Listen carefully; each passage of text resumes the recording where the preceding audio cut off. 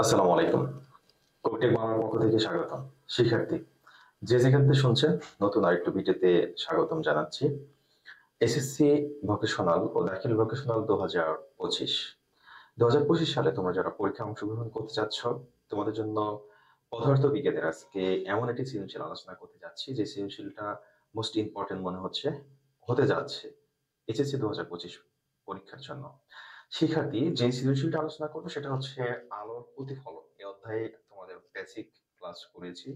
সৃজনশীল এটি একটি বোর্ড প্রশ্নটা মোস্ট ইম্পর্টেন্ট মনে হয়েছে আমার কাছে, যে প্রশ্নের বেসিক থেকে 2025 সালে পরীক্ষা আসার মতো। শিক্ষার্থীবৃন্দ যারা এই মুহূর্তে আমার চ্যানেলে জয়েন করেছে, অবশ্যই চ্যানেলটিকে সাবস্ক্রাইব করে বেল আইকনটি অন করে রাখবে, কারণ পরবর্তীতে সকল প্রকার আপডেট সবার আগে পাওয়ার জন্য ভিডিওটি অবশ্যই বন্ধু বান্ধব শেয়ার করে যেন তারাও পড়াশোনা করতে পারে। শিক্ষার্থীবৃন্দ কথা না বাড়িয়ে শুরু করছি। একটু খেয়াল করি, আমরা একটি সৃজনশীল দেখতে পাচ্ছি যে সৃজনশীলটায় জাস্ট একটি চিত্র দেওয়া আছে।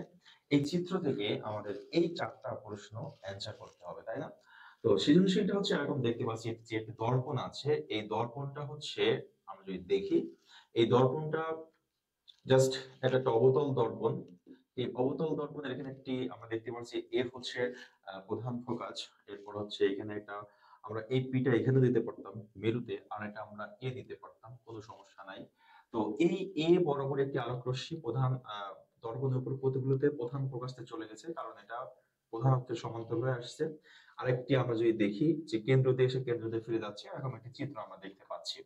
শিক্ষার্থীবৃন্দ, তো এখান থেকে আমরা ক নম্বর প্রশ্ন যেটা এসেছিল সেটা হচ্ছে আলোর প্রতিফলন কাকে বলে। তো আলোর প্রতিফলন কাকে বলে এই সংজ্ঞাটা তোমাকে মুখস্থ করতে হবে, যে আলোক রশ্মি এক মাধ্যম থেকে অন্য মাধ্যমে যাওয়ার সময় বিভব তলে বাধা পেয়ে যদি আবার কিছু আলো সেই প্রথম মাধ্যমে ফিরে চলে আসে, সেই ঘটনাকে বলা হয় আলোর প্রতিফলন। এটা মুখস্থ করবে। 2 নম্বর যে প্রশ্নটা আছে, মানে খ নম্বর যেটা, যে গোলীয় দর্পণে ফোকাস দূরত্ব 50 সেন্টিমিটার বলতে কি বুঝো? দেখো, গোলীয় দর্পণের ফোকাস দূরত্ব 50 সেন্টিমিটার বলতে কি বুঝো, এটাতে একটু খেয়াল করে দেখো। এটা বলতে আমরা কি বুঝি, সেটা হচ্ছে একটা গোলীয় দর্পণ, সেই গোলীয় দর্পণের যদি এমন হয়, এটা কি প্রধান অক্ষ না? প্রধান অক্ষ। এই প্রধান অক্ষটা বরাবর যদি আলোক রশ্মি, অনেকগুলো আলোক রশ্মি এই দর্পণের উপরে পড়ার সময় তারা যে ফিরে চলে যাবে, যেমন এমন ঘটনা আমরা যদি দেখি, মনে করলাম এটা দর্পণ, এটা হচ্ছে প্রধান অক্ষ, এই বরাবর এসে এই বরাবর চলে গেল, এই বরাবর এসে এই বরাবর চলে গেল, এই বরাবর এসে এই বরাবর চলে গেল, এই চলে আসলো, সবগুলো কি এখানে মিলিত হলো না?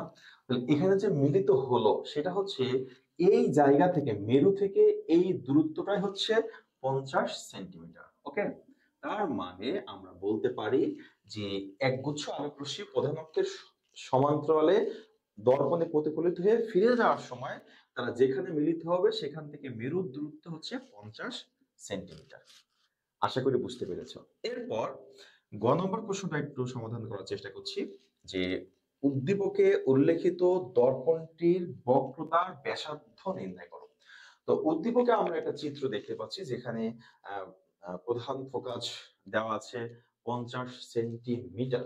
তো এই 50 সেন্টিমিটারকে আমরা প্রথমে কি করব একটু খেয়াল করো। এই রিলেটেড একটি প্রশ্ন 100% আসার মতো 2025 সালে, যে বক্রতার ব্যাসার্ধ নির্ণয় করো অথবা প্রধান ফোকাস নির্ণয় করো। যেটা আমরা জানি, প্রধান ফোকাসের যে সূত্র সেটা হচ্ছে এফ সমান আর ডিভাইডেড টু। এটা হচ্ছে মূল সূত্র। এখন তোমরা যদি এফ বের করতে পারো, এফটা মানে হচ্ছে ফোকাস দূরত্ব, যদি এফ বের করতে পারো সরাসরি বক্রতার ব্যাসার্ধকে 2 দিয়ে ভাগ করে দিতে হবে। যদি আর বের করতে বলে তখন কি হবে, দেখো এই এফ এর নিচে মনে মনে কি এক আছে না, তাহলে এদিকে এদিকে গুণ করতে হবে। আর এর সাথে যদি তুমি এক গুণ করো তাহলে আর হবে সমান এফ এর সাথে 2 গুণ হবে, 2 গুণ এফ। এফ এর মান বসা দিলে আর এর মান বের হয়ে যাবে। এখন কথা হলো, এই আমাদের বের করতে বলছে বক্রতার ব্যাসার্ধ, তার মানে আর সমান 2f, এটা আমরা নির্ণয় করব। তাহলে এই আর এর মান বের করতে হলে তোমার এফ এর মান লাগবে। এফ এর মান চিত্রে আমরা দেখতে পাচ্ছি এখান থেকে এতটুকু, যে আমাদের দেওয়া আছে এফ সমান 50 সেন্টিমিটার। এই 50 সেন্টিমিটারকে তোমাকে 100 দিয়ে ভাগ করতে হবে। কেন ভাগ করতে হবে? কারণ সেন্টিমিটারকে তোমাকে বের করতে হবে মিটার। যদি এটাকে 100 দিয়ে ভাগ করো তখন হবে 50 ভাগ হচ্ছে 100, তখন হয়ে যাবে মিটার। তার মানে হবে 0.2 মিটার। সরি, 0.2 না, হাফ হবে, হাফ মানে 0.5, 0.5 মিটার। এটা হচ্ছে এফ এর মান। এখন যদি তুমি আর এর মান বের করবা তখন তুমি এখানে বসাবা আর সমান 2 ইন্টু 0.5 5। তো এখন আমরা দেখতে পাচ্ছি 0.5 এর সাথে তুমি যদি হচ্ছে 2 গুণ করো তাহলে কিন্তু 1 হবে। হ্যাঁ, সেই ক্ষেত্রে আর সমান আমরা পেয়ে গেলাম হচ্ছে 1 মিটার। ওকে, এটা হচ্ছে কিন্তু আমাদের গ নম্বর প্রশ্নের উত্তর। দেখো, গ নম্বর প্রশ্নটা সব সময় অনেক সহজ আসে এই অধ্যায় থেকে। আর এর মান অথবা এফ এর মান সবচেয়ে বেশি বার এসেছে বিগত যে সালগুলো আমরা দেখছি।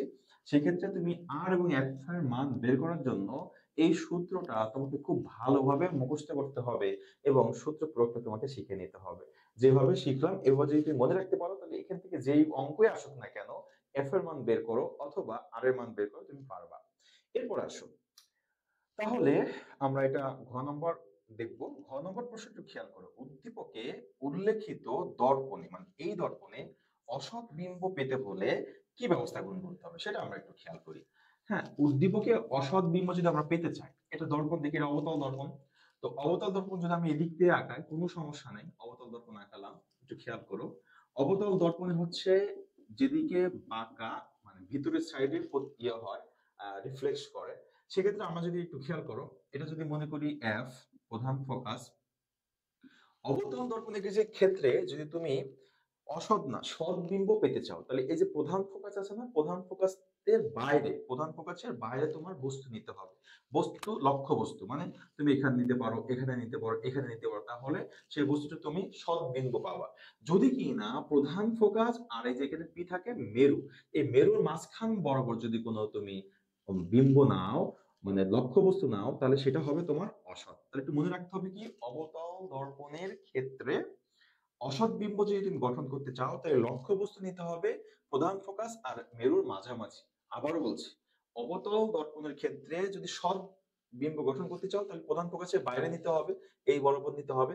আর যদি অসৎ বিম্ব পেতে চাও তাহলে প্রধান ফোকাস আর মেরুর মাঝামাঝি কোনো একটা অবস্থানে তোমাকে লক্ষ্য বস্তু নিতে হবে। যেমন এটা যদি আমরা চিত্র এঁকে দেখি, একটা আমরা লক্ষ্য বস্তুর প্রধান অক্ষের সমান্তরাল দিয়ে প্রধান ফোকাস দিয়ে দিব, এই বরাবর দিয়ে দিব।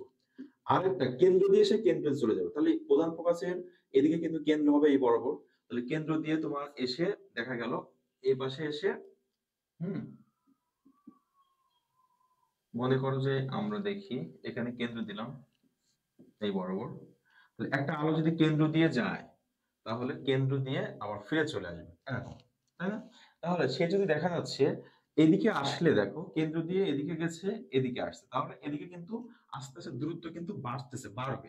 হ্যাঁ, বাড়লে সেটা আমাদের কি করতে হবে, এটা এদিকে দিলাম, আচ্ছা এই বরাবর আমরা সামনের দিকে এদিকে বাড়াই দিব। হ্যাঁ, দেখা যাচ্ছে এদিকে বাড়াই দিলে এখানে যে দুটা মিলিত হবে।